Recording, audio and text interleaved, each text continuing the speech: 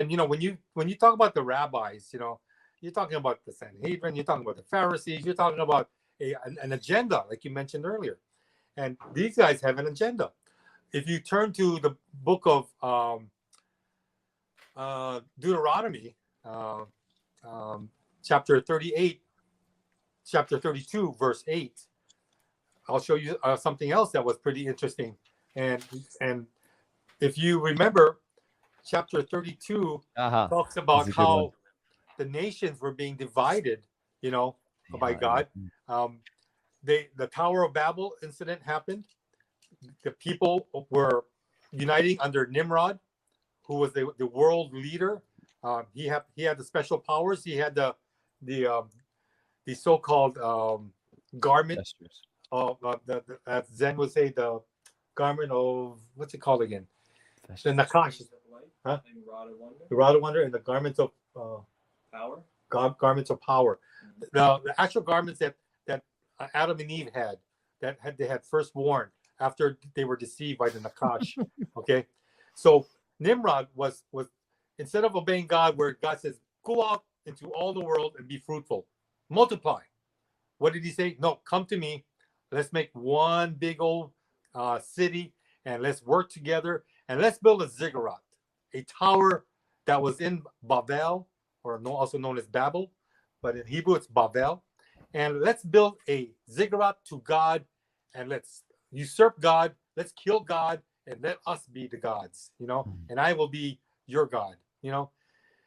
They did that. And the story. God says, "Look at these idiots." What I mean, they're not ignorant; they're idiots because they want to usurp me. They want to shoot arrows at me. They want to kill me. Let's just confuse their language. When he did that, they couldn't understand one another, right? So he now divided the people. But not only that, though, he also took away their inheritance. Yes. And the inheritance that was supposed to be for all these people that's coming from God, God says, because of your lack of faith in me, because of your rebellion against me, I am disinheriting you. And now you have no inheritance for me. In fact, you want to go follow other gods? You got it. So he has all these other so-called rebellious, I should say, angels or divine beings, which is a better term, to lead these 70 other nations. And as these 70 nations are now following their own so-called gods, what does the passage say in Deuteronomy 32:8? He says, Bahanel Elyon Goyim Be Hafrido Bene Adam. When the Most High divided their inheritance to the nations, and he separated the sons of Adam, Yashev Gevoot Amim Les Mishpar Bene Yisrael. Okay, he set the boundaries of the people according to the numbers of the sons of God. Wait a minute. Israel is in the Masoretic text. Now, I'm going to ask you something, Nathan. When did Israel? When did Israel actually become a nation, or a people group? Not until the loins of Isaac gave birth to Jacob, and Jacob wrestled with the angel of Yahuwah, and then he changed his name. That's the first time we even see that word actually come up in the scriptures. Exactly. Is when Yahuwah said, "You're now a prince." Different. And that passage, that incident happens after Deuteronomy 32:8. Hundreds of years later. Exactly. Now, when you look at it, this is, wait a minute, this is the Masoretic text. This is what most of the Old Testaments are based upon. And here is a rabbinical input that says the sons of Israel.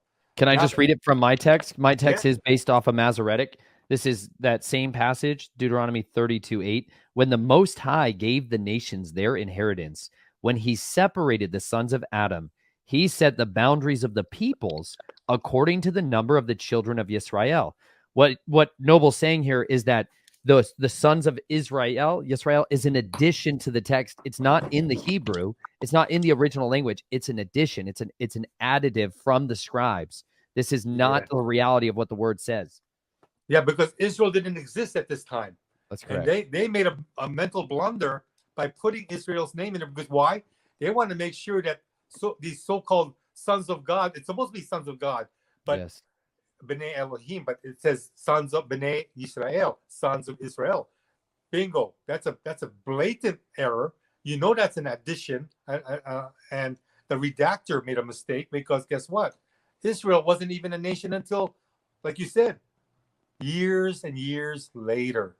So even our own Masoretic texts that a lot of the Old Testaments are based upon are flawed. Now that brings up this question of inerrancy. Is the Bible inerrant? Is the Bible flawed? Is there mistakes in the Bible?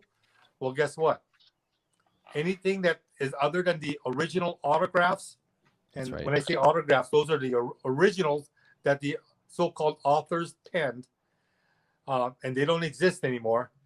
The original autographs are actually inerrant. They are pure. Yes. That's God's word. Unfortunately, we only have copies of it, and copies are subject to amendments, to renditions, to commentaries, to scribal errors, and there brings a host of problems. And so when you ever get a Bible, let me get this from my shelf.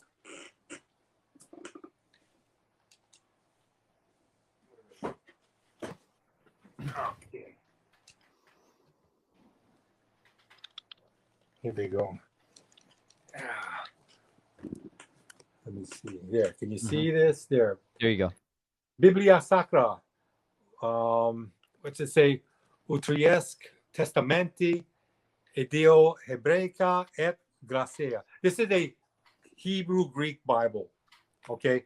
And this is, I mean, honestly, when you open it up, there you go. You see the Hebrew. You go to the front end, and there you see the Greek. But what's interesting is at the bottom, let's see if I can bring it into focus. Just hold it here. still there for a while. If you hold it real still, it'll grab it. Okay, there you go. Just hold still right there. Yep. Okay, that bottom section is called the textual apparatus.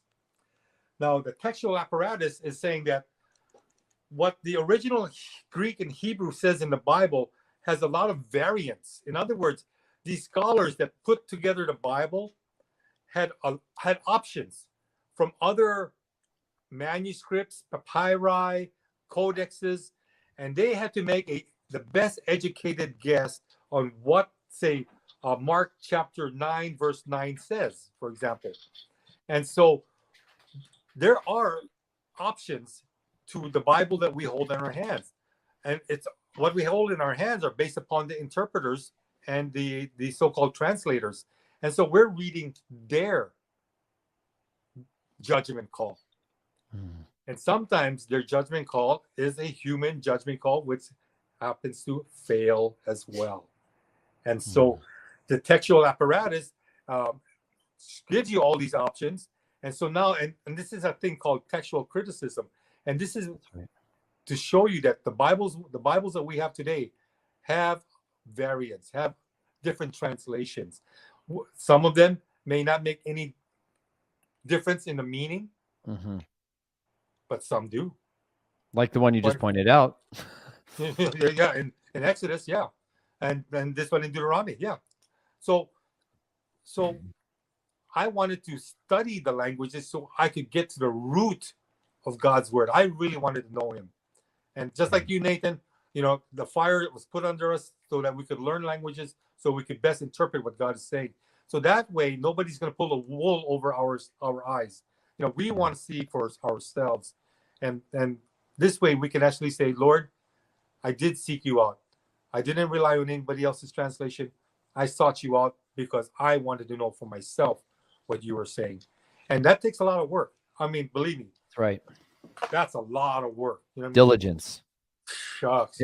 It requires you to become an Obed. This is my this is my whole contention. This is the first command given to Adam, was to be a Shamorai, a guardian, and an Obadiah, an obedient, hard-working laborer, worshiper, servant. This is what men were made to do.